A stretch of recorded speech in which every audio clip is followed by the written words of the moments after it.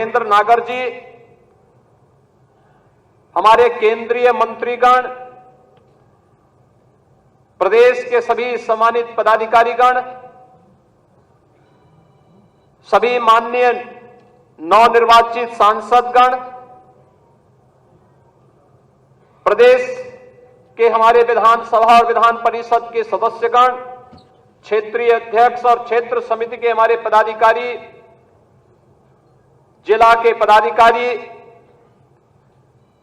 जिला पंचायत अध्यक्ष, महापौर, ब्लॉक प्रमुख, चेयरमैन, अन्य हमारे सभी आगत सभी उपस्थित कार्यकर्ता बंधुओं बहनों, लोकसभा चुनाव के बाद आयोजित इस पहली प्रदेश कार्य समिति की बैठक में मौसम की विपरीत परिस्थितियों के बावजूद आपका समय पर आगमन हम सबको एक नए उत्साह से ओतप्रोत करता है। इस अवसर पर मैं राष्ट्रीय अध्यक्ष जी के साथ साथ आप सबका भी हृदय से स्वागत करता हूं, अभिनंदन करता हूं। भारतीय जनता पार्टी की यात्रा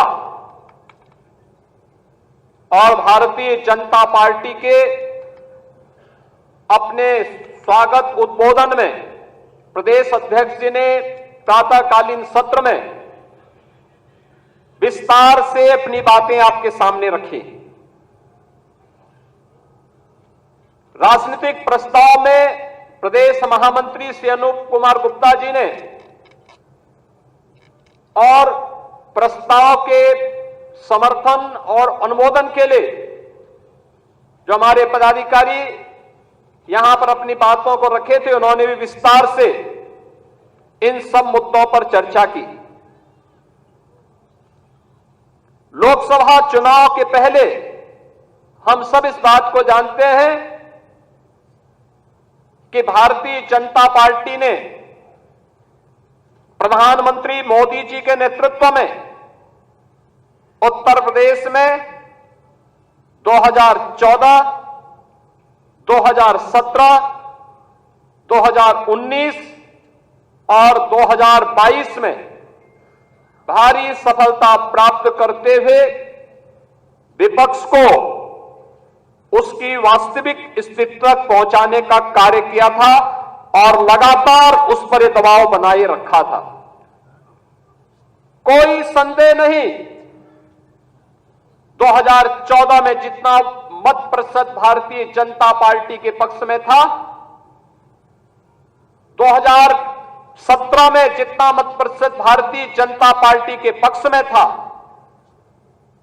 2022 में जितना मत प्रतिशत भारतीय जनता पार्टी के पक्ष में था, 2024 में भी आप सभी कार्यकर्ताओं के संघर्ष से, प्रयास से, प्रधानमंत्री मोदी जी के नेतृत्व में, माननीय राष्ट्रीय अध्यक्ष जी के नेतृत्व में भारतीय जनता पार्टी उतना वोट पाने में सफल रही। लेकिन जैसा वोटों की शिफ्टिंग होती है और कहीं पर जब हम लोग ये मान करके चलते हैं कि आत्मविश्वास में कि हम तो जीत ही रहे हैं, तो स्वाभाविक रूप से वहां पर कहीं ना कहीं हमें खामियाजा भी भुगतना पड़ता है और वह अति आत्मविश्वास कहीं ना कहीं हम लोगों को जहां चोट पहुंचाने में, उस विश्वास पर खरा उतरने में, उन अपेक्षाओं पर खरा उतरने में, जहां कहीं ना कहीं उस विश्वास पर कहीं ना कहीं चोट पहुंची, वहीं साथ ही साथ जिस विपक्ष ने चुनाव के पहले हिम्मत हार करके बैठ गया था, वो आज फिर से उछल कूद करने का कार्य कर रहा है। बहनों और भाइयों, याद करिए 2022 का विधानसभा का चुनाव, 2022 का विधानसभा का चुनाव विपक्ष उछल कूद कर रहा था। चुनाव के तत्काल बाद आपने देखा होगा कैसे मारपीट पर उतारू हो गए थे और तब हर कार्यकर्ता इस बात को सोचता था कि वास्तव में हमारी सरकार का माफिया मुक्त उत्तर प्रदेश का अभियान इन्हीं गुंडों के लिए है और उस उत्तर प्रदेश को आप सबके सहयोग से आज माफिया मुक्त करने में हमें सफलता प्राप्त हुई। तो माफिया मुक्त उत्तर प्रदेश के साथ साथ हमारे विचार परिवार का ये जो लंबा संघर्ष था, 500 वर्षों का इंतजार समाप्त हो, दुनिया भर के सनातन हिंदू धर्मावलंबी जिन आकांक्षाओं के साथ जी रहे थे, उन अपेक्षाओं पर प्रधानमंत्री मोदी जी के नेतृत्व में डबल इंजन सरकार ने खरा उतर करके अयोध्या में रामलला के भव्य मंदिर निर्माण के साथ साथ 500 वर्षों के बाद रामलला को विराजमान करने का काम भी किया। बहनों और भाइयों, भारतीय जनता पार्टी के कार्यकर्ता को किसी भी स्थिति में बैकफुट पर आने की आवश्यकता नहीं है, किसी भी स्थिति में नहीं है, क्योंकि आपने कार्य किया है। आप विपक्ष में थे, जनता के मुद्दों को लेकर लड़ते थे। आज जब सरकार में थे तो याद करिए, उत्तर प्रदेश के अंदर सुरक्षा का ये वातावरण आपको आज देखने को मिल रहा होगा। याद करिए, इसी मुहर्रम के समय में सड़कें खाली हो जाती थी, सूनी हो जाती थी। आज मुहर्रम आयोजित हो रहा है, इसका पता भी नहीं लग रहा है। ताजिया के नाम पर घर तोड़े जाते थे, पीपल के पेड़ काटे जाते थे, सड़कों के तार हटाए जाते थे, पुल तोड़ दिए जाते थे। आज कहा जाता है किसी गरीब की झोपड़ी नहीं हटेगी, आज कहा जाता है कोई तार नहीं हटेगा, आज कहा जाता है कि सरकार नियम बनाएगी, पर्व और त्योहार मनाना है तो इन नियमों के अंतर्गत मनाओ और नहीं तो अपने घर में बैठ जाओ। ये मनमानापन नहीं चल सकता है। और विधि का शासन कैसे होना चाहिए, सुशासन कैसे होना चाहिए, यह भारतीय जनता पार्टी की सरकारों ने देश के अंदर करके दिखाया है। लोक कल्याणकारी कार्यों का परिणाम कितना हुआ, कोई सोचता था? मैं याद है जब देश के अंदर कोरोना की आहट हुई थी, माननीय नड्डा जी राष्ट्रीय अध्यक्ष के रूप में वर्चुअल हम लोगों के साथ जुड़े थे और आपने एक ही बात कही कि देश संकट में है, मानवता संकट में है, हमारे लिए एक ही मंत्र है, प्रधानमंत्री जी का आदेश है, एक ही मंत्र है और वह मंत्र है सेवा ही संगठन है। ये केवल भारतीय जनता पार्टी ने किया था। मुझे याद है कोरोना कालखंड में केवल भाजपा का कार्यकर्ता या राष्ट्रीय स्वयंसेवक सड़कों पर जनता जनार्दन की सेवा कर रहा था। अन्य किसी भी दल के किसी भी नेता का कोई अता पता नहीं था। कार्यकर्ताओं की बात तो दूर, आपने देश के अंदर 10 करोड़ गरीबों को मकान दिए। उत्तर प्रदेश में 56 लाख गरीबों को बिना भेदभाव के मकान दिए। हमने जो नारा दिया, मोदी जी ने जो नारा दिया कि सबका साथ और सबका विकास, हमने जाति मत और मजहब के आधार पर भेदभाव किसी के साथ नहीं किया। हम आज भी कह सकते हैं हमने किसी के साथ भेदभाव नहीं किया, कोई भेदभाव किसी के साथ नहीं किया। विकास के कार्यों के लिए भेदभाव नहीं किया। ये 80 करोड़ लोगों को फ्री में राशन आज भी मिल रहा है, क्या किसी जाति को मिल रहा है, किसी मत विशेष या किसी धर्म विशेष को मिल रहा है? भारतवासी है उसको राशन मिल रहा है। भारत पहला देश जिसने भूख से मौतें नहीं होने दी, बदहाली नहीं होने दी, आत्महत्या नहीं होने दी, किसी गरीब को सड़क पर भूखों से मरने के लिए मजबूर नहीं होने दिया। लेकिन उस सबके बावजूद भारतीय जनता पार्टी का कार्यकर्ता लगातार कार्य करता रहा। विपरीत परिस्थितियों में अपनी जान की परवाह किए बगैर लगातार कोरोना जैसी महामारी से जूझता रहा और सेवा को ही संगठन मान करके कार्य करने का परिणाम रहा कि जिस महामारी के सामने दुनिया की बड़ी बड़ी ताकतें नतमस्तक हो गई, उसी कोरोना को कहां समाप्त कर दिया। मोदी जी के नेतृत्व में भारत ने सबसे अच्छा परिणाम देकर के दुनिया के सामने कोविड प्रबंधन की एक नई अनूठी छाप छोड़ी। बीमारियों से होने वाली मौत, मुझे याद है 2014 में जब आदरणीय नड्डा जी भारत के स्वास्थ्य और परिवार कल्याण मंत्री बने थे, इंसेफ्लाइटिस के मुद्दे को लेकर के एक सांसद के रूप में मैं उनके पास गया था और उन्होंने कहा कि हम इसमें सहयोग करेंगे। नड्डा जी और मोदी जी के सहयोग से गोरखपुर में एम्स भी बना। आज गोरखपुर का एम्स चालू हो गया, काम कर रहा है। पूर्वी उत्तर प्रदेश और बिहार की, नेपाल की एक बड़ी आबादी अपने स्वास्थ्य सुविधाओं का लाभ प्राप्त कर रही है।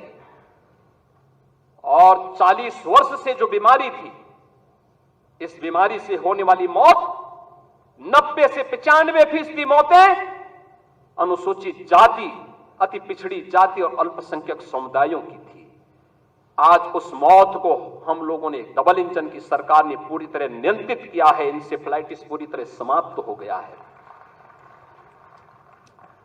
उत्तर प्रदेश जैसे राज्य में इंफ्रास्ट्रक्चर, एक कल्पना थी, आज आप जाते होंगे आपको 4 लेन की कनेक्टिविटी मिलती होगी। आज आप कहीं भी जाइए, प्रयागराज जाइए, काशी जाइए, लखनऊ आइए, अयोध्या जाइए, गोरखपुर जाइए, पश्चिम के किसी भी जनपद में जाइए, इंटर स्टेट बॉर्डर पर जाइए, आपको लगेगा, आज कोई नहीं कह सकता है, उसको उत्तर प्रदेश का वासी कहने में संकोच नहीं होगा, क्योंकि उत्तर प्रदेश का इंफ्रास्ट्रक्चर किसी भी अन्य जगह से अच्छा आपको प्राप्त होगा। मुझे याद है जब मैं बुंदेलखंड गया था पहली बार मुख्यमंत्री बनने के बाद, मेरे साथ आज के जल शक्ति मंत्री श्री स्वतंत्र देव सिंह जी थे। हम लोग चित्रकूट में गए। मैंने चित्रकूट में वहां के कार्यकर्ताओं के साथ बैठक की, जनप्रतिनिधियों के साथ बैठक की। रात्रि को मैंने वहां के उद्यमी और व्यापारियों के साथ बैठक की थी। मैंने उनसे कहा, मैंने कहा यार चित्रकूट में अच्छे होटल क्यों नहीं आ रहे हैं, अच्छी धर्मशालाएं क्यों नहीं बन रही हैं। उन्होंने एक ही बात कही, उन्होंने कहा अगर कोई निवेश करेगा तो डकैत उसका अपहरण कर देंगे। तो मैंने कहा मैं अगली बार तब आऊंगा जब यहां से डकैतों से मुक्त कर दूंगा। और मुझे बताते हुए प्रसन्नता है, आज न केवल बुंदेलखंड चित्रकूट बल्कि पूरा बुंदेलखंड डकैतों से मुक्त हो चुका है। माफिया से मुक्त, डकैतों से मुक्त।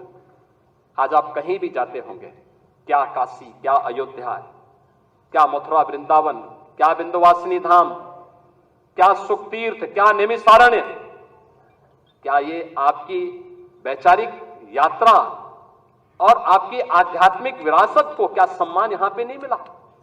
आजाद देश 1947 में हो गया था। ये काम 1947 में होना चाहिए था। ये कार्य उसके बाद होना चाहिए था। डॉक्टर लोहिया की विरासत को संभालने वाले लोग, जिस डॉक्टर लोहिया ने कहा था कि भारत की पहचान 3 महापुरुषों पर है, उन्होंने कहा था कि भारत तब तक भारत है जब तक भारत के अंदर राम, कृष्ण और शिव की पूजा होगी, तब तक भारत का कोई बाल बांका नहीं कर सकता है। और राम, कृष्ण और शिव की इस परंपरा को क्या इन समाजवादियों ने कलंकित नहीं किया था? क्या अयोध्या को लहूलुहान नहीं किया था? और क्या यही कार्य ये लगातार नहीं करते रहे? मुझे आश्चर्य होता है। राजूपाल की हत्या होती है प्रयागराज में, क्या राजूपाल पिछड़ी जाति के नहीं थे? उमेश पाल की हत्या होती है, क्या उमेश पाल पिछड़ी जाति के नहीं थे? भारतीय जनता पार्टी के विधायक कृष्णानंद राय की निर्मम हत्या हो जाती है और कृष्णानंद राय के साथ गोलियों का शिकार होने वाले लोग कौन थे? एक रमेश पटेल थे, एक रमेश यादव थे, कोई अन्य पिछड़ी जाति का था। क्या इनको पिछड़ी जाति में नहीं मानते लोग? क्या क्यों नहीं इनके बारे में आवाज उठी? ये आवाज को तभी बल क्यों मिला जब भारतीय जनता पार्टी की सरकार हुई। और आज आप देखते होंगे इन माफियाओं के लिए फातिया पड़ने वाले लोग किस प्रकार से चिल्ला चिल्ला करके फिर से चुनौती देने की स्थिति में आए हैं। और इसीलिए तो हम कह रहे हैं, तो करके दिखाया सबका साथ और सबका विकास, लोक कल्याणकारी योजनाओं की किसी भी योजना में आप देख सकते हैं, क्या राशन की योजना, क्या मकान की योजना, क्या हर घर शौचालय की योजना, चाहे हर घर नल की योजना, चाहे आयुष्मान कार्ड या किसी भी अन्य योजना में, उज्ज्वला योजना की योजना हो, कोई भी योजना हो, क्या किसी के साथ कोई भेदभाव हुआ? जाति, मत, मजहब के आधार पर, चेहरा देख करके किसी के साथ भी कोई भेदभाव नहीं।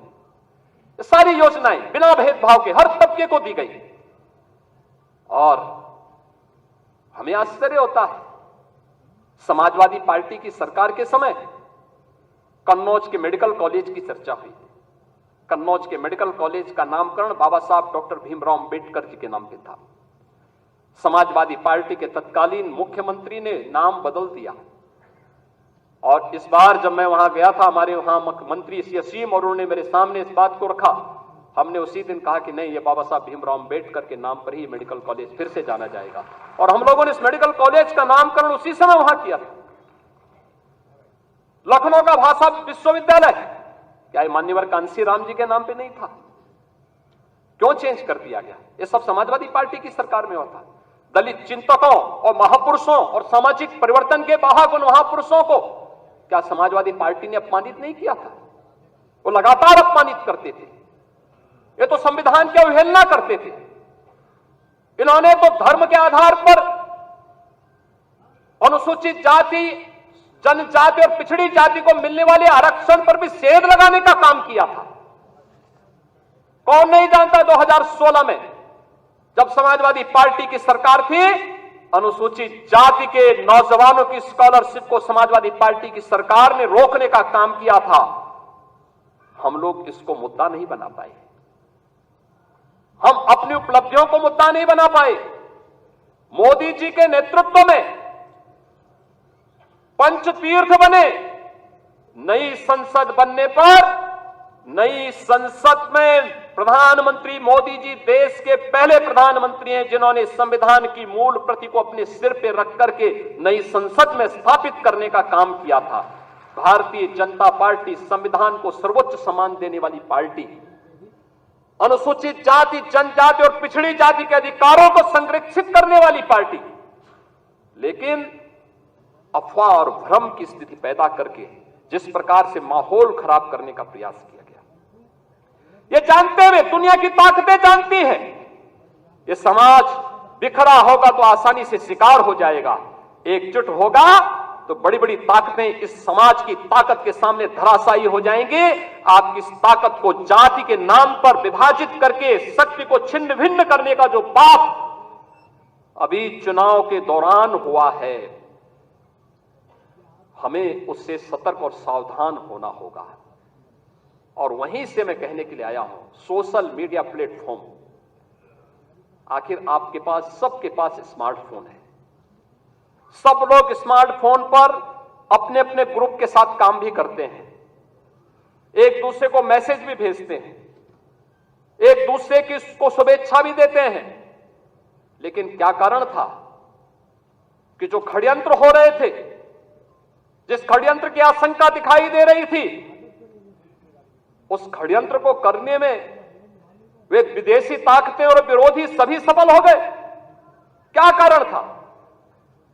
हम लोगों को इसके बारे में जागरूक होना पड़ेगा। आप एक राष्ट्रवादी मिशन के मजबूत स्तंभ हैं और उस राष्ट्रवादी मिशन के साथ जुड़े होने के नाते जहां भारतीय जनता पार्टी कहती है नेशन फर्स्ट, देश पहले है, दल बाद में है और मेरा स्वयं का हित सबसे बाद में है, उस भारतीय जनता पार्टी के कार्यकर्ता को क्या ये नहीं देखना चाहिए कि सोशल मीडिया में क्या कुछ चल रहा है और उस अभियान के साथ जुड़ना, उसको देखना, उसका खंडन करना और फिर पंचतीर्थ के फोटो, दलित महापुरुषों के और चिंतकों के बारे में भारतीय जनता पार्टी की उपलब्धियां, गरीब कल्याणकारी योजनाएं, इन सब को भी अगर हम साथ साथ भेजे होते, उन लोगों के साथ संवाद बनाए होते, तो हो सकता है इसमें कुछ और चीजें देखने को मिलती। ऐसा नहीं कि ये षड्यंत्र हुए ना हुए, 2019 में हुआ था, 2019 में हुआ था। 2019 में एक बड़े गठबंधन को उत्तर प्रदेश के अंदर बनाने का कार्य हुआ था, और तब आज के हमारे राष्ट्रीय अध्यक्ष तब प्रदेश के प्रभारी के रूप में इस दायित्व का निर्वहन कर रहे थे। याद करिए, तब हम लोगों ने 43% वोट के प्रतिशत को बढ़ा करके 51% करने का काम किया था, और भारतीय जनता पार्टी ने सबसे बड़े गठबंधन को धराशायी करने का काम किया था, इसी प्रदेश में किया था।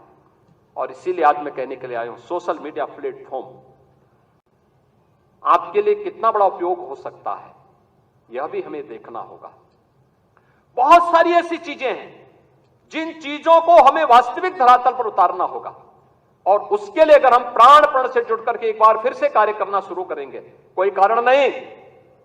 हमने नगर निकाय चुनाव में सभी 17 की 17 मेयर की सीट हम लोगों ने जीती थी। 17 की 17 सीट भारतीय जनता पार्टी ने प्रदेश के अंदर जीत करके पहली बार भारतीय जनता पार्टी 17 की 17 नगर निगम की सीट जीती थी। सर्वाधिक नगर निकायों की सीट जो जीती थी, सर्वाधिक, यानी 17 की 17 नगर निगमों में भारतीय जनता पार्टी का फुल मेजॉरिटी का बोर्ड बना, और प्रदेश के अंदर सर्वाधिक पार्षद भी भारतीय जनता पार्टी के जीते। हमारे महापौरगण यहां पर प्रदेश के अलग अलग नगर निगमों से भी आज यहां पर उपस्थित हुए हैं। हम उस जीत के सिलसिले को, जिस जीत ने विधानसभा को चुनाव भी जिताया, नगर निकायों में भारी सफलता प्रदान कराई, सर्वाधिक चेयरमैन और सर्वाधिक पार्षद भी जिताए, और आजमगढ़ और रामपुर के उपचुनाव में भी विजय पताका भारतीय जनता पार्टी ने अपना गाड़ने का काम किया था। कोई कारण नहीं 10 की 10 उपचुनाव फिर से भारतीय जनता पार्टी अपने पक्ष में करने में सफल हो। लेकिन इसके लिए आज से जुड़ना पड़ेगा, लगना पड़ेगा। एक एक कार्यकर्ता को अपना अभियान मान करके फिर इस अभियान के साथ जुटना पड़ेगा, और उसी के लिए आपका आह्वान करने के लिए आज फिर हम लोग आए हैं। बहनों और भाइयों, हम 2010 के 10 उपचुनावों के लिए तो हमें अभी से तैयारी करनी ही है, लेकिन हमें इस बात का याद रखना, उत्तर प्रदेश को जो नई पहचान बनी है, उत्तर प्रदेश जो पहले छठी अर्थव्यवस्था थी, आज देश की नंबर 2 की अर्थव्यवस्था बन चुकी है, और तेजी के साथ उभरती हुई अर्थव्यवस्था के रूप में अपने आप को स्थापित कर रही है। उत्तर प्रदेश का जो परसेप्शन बदला है, आज आप देश और दुनिया के अंदर कहीं जाते होंगे, लोग उत्तर प्रदेश के नाम पर आपको सम्मान देते होंगे। इस सम्मान को बरकरार रखने के लिए जीत के सिलसिले को फिर से आगे बढ़ाने की आवश्यकता है, और उसको बढ़ाने के लिए आह्वान करने के लिए आज आपके सामने माननीय राष्ट्रीय अध्यक्ष भी आए हैं। जीत का यह सिलसिला जो 14, 17, 19, 22 पंचायत चुनाव, नगर निकाय चुनाव, उपचुनाव में बना रहा, यही मोमेंटम 2027 में भी बनेगा। यह हमारा संकल्प आज से होना चाहिए, आज से होना चाहिए। याद रखना, भारतीय जनता पार्टी है तो जिले में हमारा महापौर भी है, जिला पंचायत अध्यक्ष भी है, और ब्लॉक प्रमुख भी है, चेयरमैन भी है, पार्षद भी है। और अगर यहां पर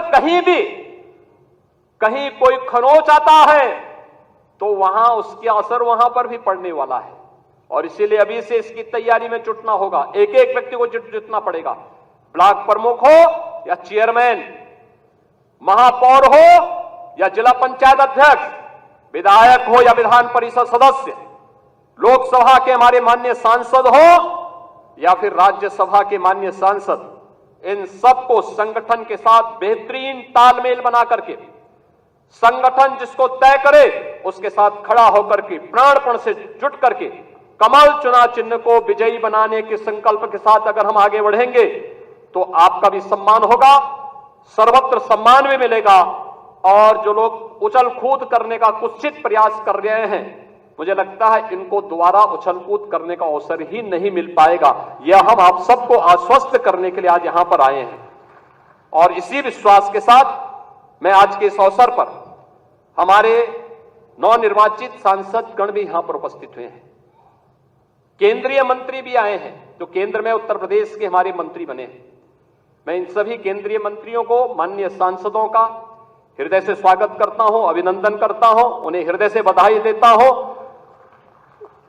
उनके एक अच्छे कार्यकाल के लिए, उज्जवल कार्यकाल के लिए अपनी शुभकामनाएं भी देता हूं। और आप सबकी ओर से, प्रदेश भर से आए हुए हमारे संगठन के इन शिल्पियों और स्तंभों की ओर से माननीय राष्ट्रीय अध्यक्ष जी का मैं प्रदेश कार्य समिति की इस बैठक में हृदय से स्वागत करता हूं, अभिनंदन करता हूं। धन्यवाद। जय हिंद।